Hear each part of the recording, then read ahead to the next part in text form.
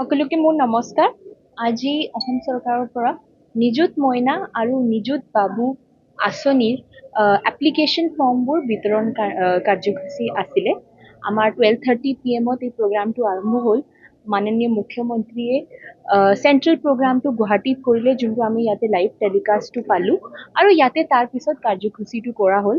আমি আনুষ্ঠানিকভাৱে পাঁচটা ল'ৰা ছোৱালীক এপ্লিকেশ্যন ফৰ্মো বিতৰণ কৰিলোঁ।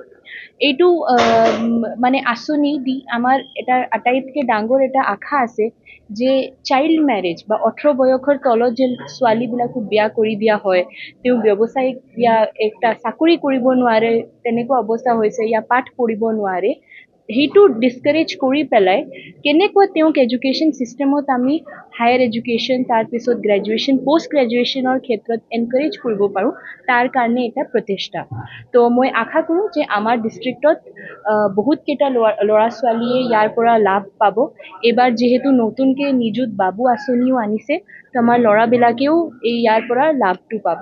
বহুত বহুত ধন্যবাদ। ডিটেইলটো নাই মোৰ হাতত, সুধিব লাগিব এইবাৰ, বিকজ কোনে কোৱালিফাই কৰে, কোনে কোৱালিফাই কৰা নাই, এইটো এতিয়ালৈকে ফাইনেল নহয়, যিহেতু এডমিশ্যন এতিয়াও চলি আছে।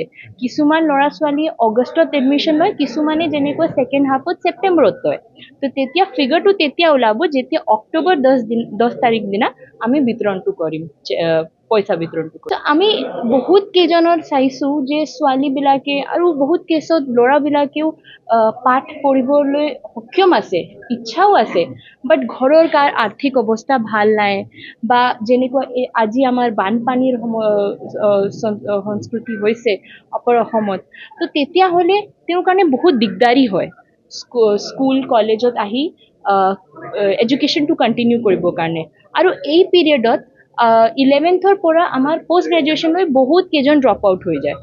তো সেই ক্ষেত্ৰত আমি এখন আৰ্থিক সহায় তেওঁক দিব পাৰিলে এটলিষ্ট তেওঁ নিজৰ এডুকেশ্যনটো কণ্টিনিউ কৰি ৰাখিব, আৰু তেওঁৰ কাৰণে এখন ইনচেণ্টিভো হ'ব যে মই যদি স্কুলত বা কলেজত যাম, মই এখন আৰ্থিক সহায়টো পাম।